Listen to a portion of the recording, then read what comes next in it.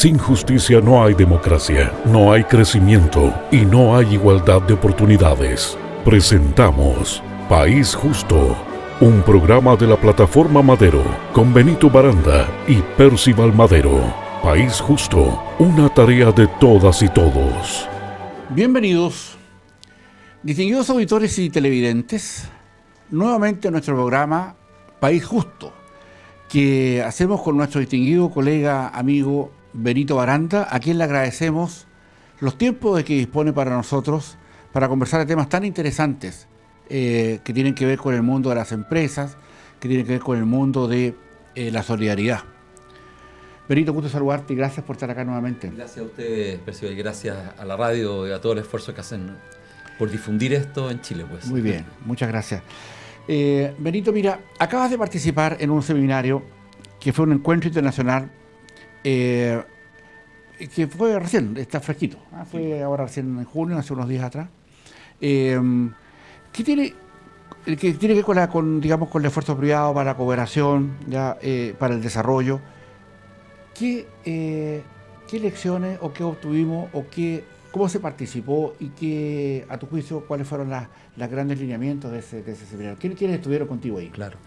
A ver, la Agencia de Cooperación Española está colaborando con la Agencia de Cooperación Chilena del Ministerio de Relaciones Exteriores, porque para poder tú tener una buena cooperación, lo que se ha demostrado en el resto de los países, y un buen apoyo mutuo entre los países para salir adelante los problemas que nos agobian todavía, ¿no es cierto?, particularmente vinculados a la pobreza, necesitamos de todos los actores. Tú no te puedes reducir solo que el Estado va a cooperar, o que van a cooperar las ONG, o que van a cooperar, ¿no es cierto?, las universidades. También tienes que involucrar al sector privado. El sector privado tiene un dinamismo gigantesco, y especialmente en un mundo globalizado, con un país como Chile, que es uno de las economías más abiertas del mundo. Bueno, tú requieres que las empresas se involucren en esas tareas, en Chile y también en los países donde estas empresas operan, donde llevan sus productos, y particularmente en América Latina y el Caribe. Este encuentro, promovido, ¿no es cierto?, por el Ministerio de Relaciones Exteriores, por la Agencia de Cooperación Internacional, también las empresas en Chile, lo que pretende es ir abriendo esta cooperación a multiactores, como se llaman, que varios actores participamos en la cooperación. La pobreza de Argentina también nos afecta a nosotros. La pobreza de Perú nos afecta, la pobreza de los países de América Latina y el Caribe nos afecta. Si uno de esos países le va mal, bueno, al final nos va a comenzar a afectar al resto. Nos tenemos que ayudar mutuamente, igual que en una ciudad, que en un pueblo. Las relaciones hoy día son tan estrechas que nos tenemos que ayudar mutuamente para ir saliendo adelante en el desarrollo, y en un desarrollo que permita que ojalá la mayor cantidad de los ciudadanos tengan oportunidades similares. Y eso fue lo que se conversó. Se escuchó la experiencia de España y también la interesante experiencia de Portugal. Ahora, esas experiencias, tanto la de España como la de Portugal, Benito, son parecidas a las nuestras, están más adelantados. El Estado español, el Estado portugués han tomado medidas distintas, han sido más activos en esto. Claro, el Estado portugués tiene un deber, ¿no es cierto?, de cooperación con las colonias portuguesas. Bien. Algunas de ellas, ¿no es cierto?, están en África, se nombró ahí bastante a Mozambique, y hay un deber porque ellos hablan portugués, usufructuaron de ese territorio, ¿no es cierto?, por un periodo. Son países que se independizaron no hace tanto tiempo atrás como nosotros, entonces ellos hacen mucho su cooperación allí. Son un país pequeño y lo hacen en países muy grandes de África, que son más grandes que Portugal. Y lo que ellos han ido logrando dentro de Portugal, no lo han logrado solo en la cooperación hacia afuera, sino también hacia adentro. Entonces, han aplicado mejores políticas hacia adentro del país, le ha ido muy bien en educación, es el país que más ha avanzado en educación, y tanto Portugal como España tienen cercanía con nosotros, porque también venían de mucha desigualdad y pobreza, donde el empresariado no era muy bien visto a veces desde el Estado, se le pedía solo para los impuestos, no se lo involucraba en muchas de las actividades que podían modificar la realidad, y ambos países hicieron un camino. Yo alcancé a escuchar la experiencia de Portugal, y la verdad el camino ha sido bastante auspicioso y podemos imitar algo. A veces nos comparamos con los países de Europa del Norte, que también somos comparables, pero uno dice su cultura es más alejada de la nuestra. Nosotros somos más cercanos en cultura a lo que ocurre en Portugal, en la península ibérica. ¿Y los niveles de pobreza? Los niveles de pobreza, en el caso específico de Portugal, ellos lo han reducido drásticamente. El promedio del Producto Interno Bruto de ellos es parecido al de Chile, un poquito más, y lo recibe más de la mitad de los ciudadanos del país. En Chile lo recibimos solamente el 9% de los ciudadanos del país, el promedio del PIB. Y la desigualdad salarial es gigantesca en Chile. El 70% tiene salarios por debajo, ¿no es cierto?, de los 600.000 pesos, de los 580.000 pesos. Entonces, ellos no, ellos tienen un país que, teniendo tanta desigualdad como Chile, o mayor en el pasado, ha logrado tener una mayor igualdad hoy día, lo que le permite un mejor desarrollo y enfrentar mejor los momentos difíciles. ¿Y eso vino por una tasa de impuestos diferenciada? Tasa de impuestos diferenciada, se aceleró mucho la educación y eso permitió en Portugal, ¿no es cierto?, que las personas aprovecharan sus capacidades naturales desde temprana infancia y no esperaran la pobreza futura heredada por los padres, ¿no es cierto?, por la baja educación de los padres. ¿En el caso de España, parecido? Es muy parecido, sí. Tiene caminos parecidos. Han tenido historias similares también políticas, ¿no es cierto? Bueno, tú la ubicas, la misma historia. España es más grande, entonces un poco más heterogéneo. Portugal es más pequeño, no es tan heterogéneo como España, porque si tú comparas el norte de España con el sur de España, hay una diferencia. Niveles de desarrollo distintos. Claro, la mayor diferencia la tiene Italia, entre el norte y el sur. Sí. España la tiene, no es tan grande, pero la tiene también, hay una diferencia grande. Y Portugal, como es un país más pequeño, yo creo que también han podido ir haciendo, es un país modesto, no es un país que tiene gran riqueza, entonces es un país que ha logrado ir labrando y se han puesto de acuerdo en el Parlamento, han logrado hacer las modificaciones que tenían que hacer. ¿Esas modificaciones pasaron por las cargas impositivas? Pasaron por las cargas impositivas porque, como tú sabes, la Unión Europea se van poniendo de acuerdo más o menos en las cargas impositivas. Bien, ¿ya? bien, sí. No son iguales, pero se tienen que ir poniendo de acuerdo, y también los niveles de deuda que tiene cada país. Entonces, tú tampoco tienes tanta movilidad. Exacto. Y hay gente que se queja porque se meten en tu país, pero si no estuviese eso, no te ayudarían a controlar que tu déficit, por ejemplo, se dispare y tú al final arruinas tu país, y en 10 años más sacarlo sería tremendamente difícil. Sí, citaste recién el tema educacional, que por la vía educacional también se buscó minimizar esos estados de pobreza. ¿Cómo estamos en Chile con eso, Benito? Bueno, en Chile acostado tenemos trabas culturales similares a las de Portugal, similares a las que tuvo Finlandia también en la década de los 50. Nos cuesta tener una educación igualitaria para todas las personas. La educación la vinculamos muchas veces al estatus social que tenemos cada uno de nosotros, y aspiramos una educación de calidad los que tenemos un estatus social mayor, social, económico. Sí. Y a lo mejor no es que lo tengamos como una maldad eso, pero aspiramos porque queremos que nuestros hijos tengan esas oportunidades. Sí. Y decimos, bueno, que los otros se eduquen en la medida de lo posible. Pero lo que han logrado esos países es que más o menos el nivel educacional, la calidad de la educación entregada es similar en todos los establecimientos. Bien. Entonces, que es lo que antiguamente logró en parte importante Argentina, también Uruguay, ¿no es cierto? Tuvieron un retroceso después de ellos, pero avanzaron rápidamente hacia allá. Y nuestra educación siempre fue más piramidal. Los de la clase alta nos educamos entre la clase alta, la media en la media, y después la baja. Habían algunas personas que lograban ascender por la educación, pero eran muy poquitos, no eran... claro, cuando lo hacen más horizontal, que es el esfuerzo que está haciendo Chile, ¿no es cierto?, de aumentar esa horizontalidad y esa calidad de la estructura escolar, partiendo de la temprana infancia, bueno, yo creo que ahí sí que puede ir modificando. Hoy día ya llegamos a un poquito más del 50% de educación preescolar. Recuerde que teníamos un 19 hace algunas décadas atrás, y eso se ha pagado con los impuestos de todos nosotros, también de personas en situación de pobreza que pagan el IVA. Sí. O sea, todas las personas hemos contribuido a eso. Hemos llegado a una penetración en la universidad alta también, muy cerquita de la de Estados Unidos, el doble de la de Brasil en los sectores de mayor pobreza. Cuando yo entré a la universidad, en la universidad el 1% de los que venían de mayor pobreza accedían a la universidad. Bien.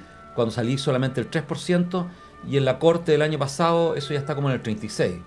Lo que es un logro, claro. Es un logro porque tú dices a capacidades similares, ¿no es cierto?, a mérito de las personas. Bueno, las personas pueden acceder y no lo voy a coartar ese acceso por un problema económico. Claro, los países hoy día, Chile lo podemos hacer porque tenemos mayor riqueza. A lo mejor en el pasado nos resultaba más difícil hacer esto.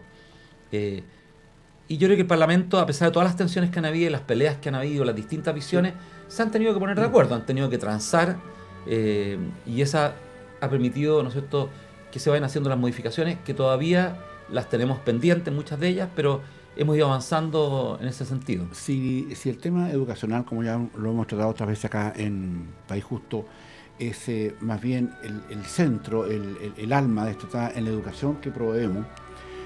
La educación, como señalas tú, que estamos proveyendo nosotros ahora, mejor que obviamente hace una década, 2 décadas atrás y más.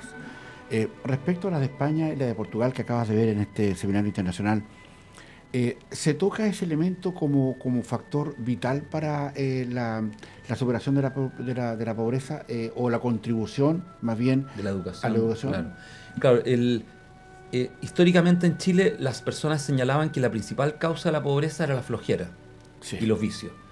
Entonces, el 2012, que el último dato fuerte que tenemos, decía que el 57% de las personas en Chile identificaban la causa de la pobreza en la flojera y en los vicios. A partir del año 2017, en la encuesta que hizo, me parece que Adimark y el Hogar de Cristo, el 58% de las personas señala que la principal causa de pobreza es la falta de oportunidades, y principalmente la falta de oportunidad educacional. Es un cambio de la percepción. Sí, total. Entonces, cuando tú percibes que la educación es la que te permite superar la pobreza, tú haces grandes sacrificios, un gran esfuerzo viviendo tú en pobreza. Perfecto. Y lo que ambicionas es que tus hijos terminen la educación. Chile en eso ha ido avanzando, tenemos dificultades todavía en la media, más dificultades tiene Uruguay hoy día. Uruguay, 4 de cada 10 jóvenes están quedándose fuera de la media. Mira. En Argentina está entre 4 y 5, en Argentina se ha puesto bastante grave. En Chile hemos ido avanzando, ya no ha costado, hemos ido mejorando los indicadores, pero no ha costado. Hoy día tenemos mayor cobertura en educación media que lo que tienen los países comparables, como lo señalaba antes.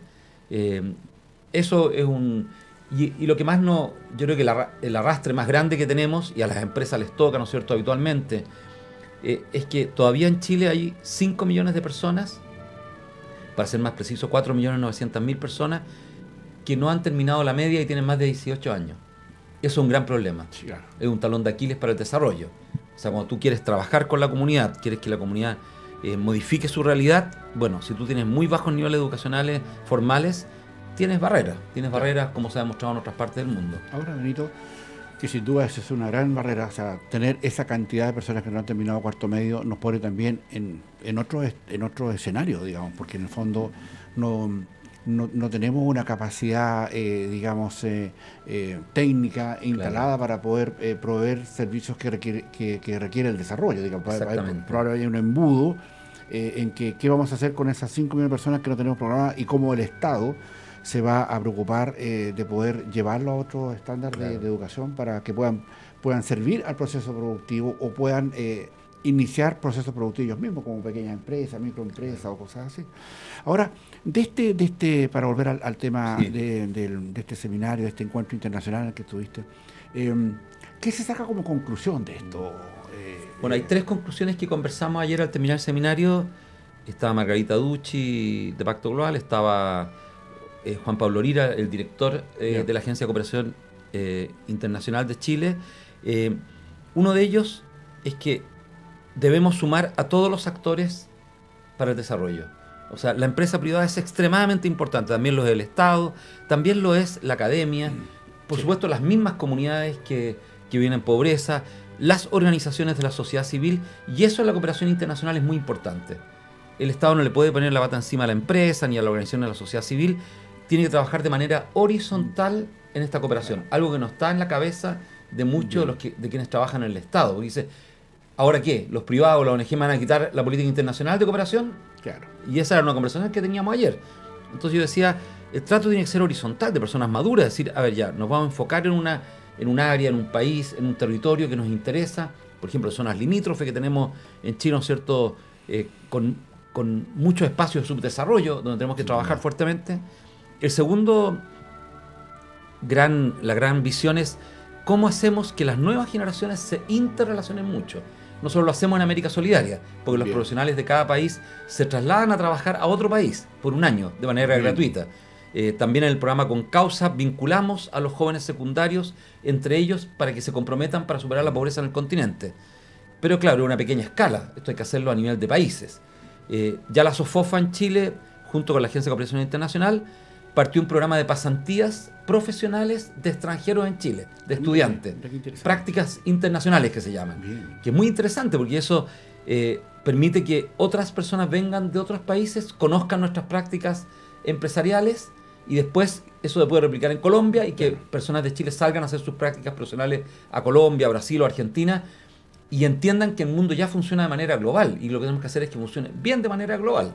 Entonces, en Europa se hizo Erasmus, ¿no es cierto?, que permitió que los universitarios siguieran las carreras en otras universidades de Europa, financiadas igual que en su propio país. Entonces, eso permitió una alta movilidad profesional de los jóvenes y les dio el sentido de Europa. No les hizo perder su sentido nacional, de nación, pero les dio el sentido de Europa. Entonces, esa cooperación es la segunda que decimos hay que estimularla. Y la tercera es cómo vamos cambiando el paradigma de la empresa para que entienda que su cooperación tiene que ser una cooperación abierta a otros países, ¿ya? Eso tiene algunas trabas tributarias, por la ley, ¿no es cierto?, de donaciones, en el caso de Chile, pero yo creo que las trabas más grandes son culturales. Tú dices, yo soy una empresa globalizada en América Latina y el Caribe, pero la caridad parte por casa, dicen. Entonces me tengo que preocupar de Chile. Entonces yo digo, ¿pero cuál es tu casa? Si tu casa ya no es Chile, tu casa es el continente. O sea, nosotros no nos podríamos comer todo el cobre que producimos, ni los salmones, ni la fruta, ni tomar todo el vino. Aunque quisiéramos no podríamos hacer eso. Pues entonces lo tenemos que vender para afuera. Y dependemos del comercio exterior y nuestro PIB depende del comercio exterior. Entonces yo digo que si hemos logrado tener un buen comercio exterior, hartos tratados comerciales, ¿no es cierto?, con los países de afuera, un país pequeñito que tiene muchos tratados, bueno, ¿cómo eso mismo no lo hacemos en la cooperación? Y eso fue el tercer tema tratado. Y bueno, y ahí hay ejemplos notables. Yo puse el ejemplo de Portugal. Yo invito a las personas que nos están viendo y escuchando que se metan en Portugal. Yo encuentro que podemos tener hartos aprendizajes allí, en un país que venía de la pobreza de Europa, ¿no es cierto?, y que no lo pasó bien dentro de Europa y que tuvo también los conflictos sociales y políticos similares a los nuestros. Entonces no están alejados de nuestra realidad.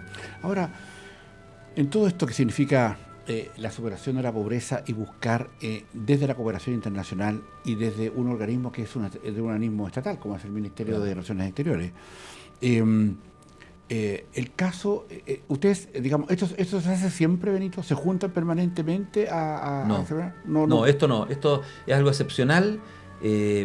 Ha sido todo un movimiento que ha tenido el Ministerio de Relaciones Exteriores y la Agencia de Cooperación Internacional en los últimos años. Y esto viene, ¿no es cierto?, también de una presión, yo creo, que del resto del mundo. Chile se graduó en la cooperación internacional. Entonces ya no recibimos dinero del exterior para el desarrollo. Entonces nos quejamos, porque claro, tenemos una alta desigualdad, entonces tenemos lugares donde hay mucha pobreza, pero es por nuestra desigualdad, no es porque no tengamos un PIB bueno, tenemos un PIB alto, ¿no es cierto?, per cápita, pero lo tenemos mal distribuido. Entonces uno dice, si yo quiero efectivamente cooperar, tengo que sumar a todos los actores, y eso se llama multiactor, las alianzas multiactor, y eso ya ocurre en el resto del mundo. México presentó su experiencia también, Colombia presentó su experiencia, Perú ya tiene, ¿no es cierto?, una política donde involucra a todos los actores en la cooperación internacional. Entonces algo novedoso, algo nuevo, que implica, como lo decía antes, sacarse de la cabeza que la cooperación es solo del Estado. Si todos estamos cooperando, si yo viajo, por ejemplo, en América Solidaria y doy una charla, no sé, en México, en una empresa, en la universidad, bueno, yo estoy cooperando con el entendimiento mutuo. Voy frecuentemente a Perú a trabajar, ahora me tocó estar trabajando en Argentina, fuimos a visitar los programas, los lugares de mayor pobreza de Buenos Aires, donde trabajamos con América Solidaria, y la presencia nuestra allí es cooperación. La persona que está al frente mío, que vive en pobreza, dice, y este señor chileno que viene, los voluntarios que vienen de distintos países, de Colombia, de México, de Chile, pucha, ellos vienen a colaborarnos a nosotros. Entonces, esa colaboración comienza a cambiar la cabeza de uno, de decir, oye, en el mundo, si no nos ayudamos mutuamente entre los países, o salimos juntos o nos salimos de la pobreza. Bien, qué interesante. O sea, esto es parte de un seminario que no es parte de un seminario regular respecto al tema, sino que es parte del desarrollo de nuestra Cancillería. Exactamente. Para poder asumir. Qué interesantes los desafíos. Ahora, desde la cooperación internacional y desde lo que tú pudiste percibir ahí dentro, las cancillerías de los otros países que estamos en esta cooperación internacional, ¿estamos mirando lo mismo? Es decir, estamos buscando, bueno, nuestras realidades de pobreza ya la hemos discutido acá en País Justo. Sin embargo, ellos tienen realidades de pobreza, digamos, están en más desventaja que nosotros en muchos casos. Pero la mirada de ellos de la política desde la Cancillería de sus países, ¿Es parecida? ¿Apunta a lo mismo? Yo diría que como los países tienen circunstancias excepcionales, históricas, estaba pensando cuando tú me preguntabas en Colombia, que habló justamente una persona de Colombia, claro, para ellos el gran drama de hoy día, si bien es la pobreza, es qué hacemos con 170 municipios, territorios rojos, donde tienen que volver a producir. Claro. Y tengo que sacar la coca, tengo que volver a activar las escuelas, tengo que volver a activar, algunos son pequeñitos, pero otros son más grandes, y tengo que activar los centros de salud, la producción agrícola. Lo que tenía, digamos, de alguna manera cooptados la FARC. Y estaba la producción de cocaína, ¿no es cierto?, como el principal, de coca, como el principal producto con el cual ellos ganaban el dinero. Bien. Entonces, cada país tiene una particularidad. Por ejemplo, en Centroamérica hay una gran tensión con la seguridad. ¿No es cierto? Entonces, la pobreza, si bien existe, pero está asociada también a tráfico de droga, a portar armas, a la inseguridad de la gente. Perfecto. Entonces, yo creo que la cooperación tiene que ser muy pertinente a lo que nos está ocurriendo en cada país, siempre con la mirada de un desarrollo sostenible, como lo hemos hablado acá. Ahora, el punto, y para ir terminando, Benito, te queda a ti una sensación después de participar, que estas son personas escogidas por cada uno de los países, claro. Qué bueno que hayas sido tú parte de nuestra representación ahí. El punto es, si acaso lo que estamos haciendo es conducente, es decir, o es vinculante. Lo que ustedes han hecho respecto a sus propias conclusiones, ¿vincula o más bien tiene que ver con un encuentro, digamos, de líderes, como tú eres líder nuestro acá en temas de pobreza, para que ustedes intercambien opiniones? ¿Cómo eso se trasunta después por ejemplo, en alguna política pública en nuestro país y en los otros países? No, vincula estrechamente. Perú ya sacó su política multiactores, también la está sacando nuestra Cancillería, la Agencia de Cooperación Internacional. Entonces nos vincula mucho porque tenemos un vínculo mayor, que son los Objetivos de Desarrollo Sostenible. Entonces tenemos una obligación.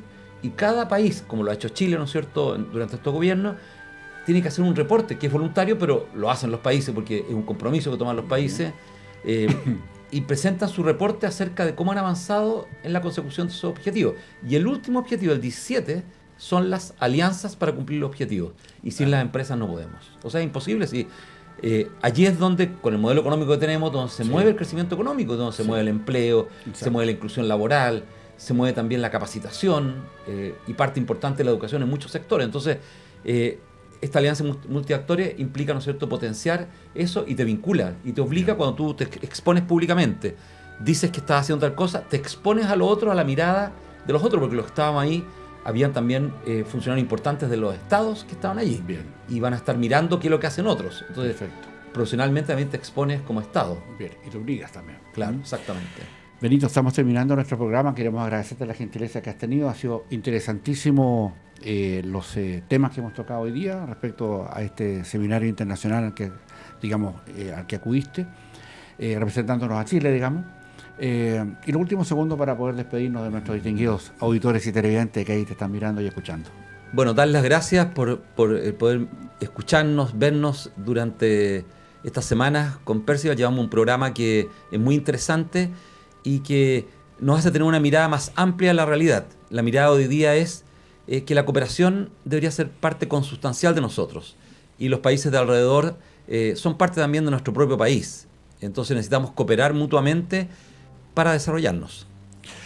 Benito, muchísimas gracias por tu tiempo. Gracias. Y a ustedes, distinguidos auditores y televidentes, les agradecemos que estén en nuestro programa País Justo, que invitamos a escuchar todos los lunes después de las noticias y los días domingos alrededor del mediodía.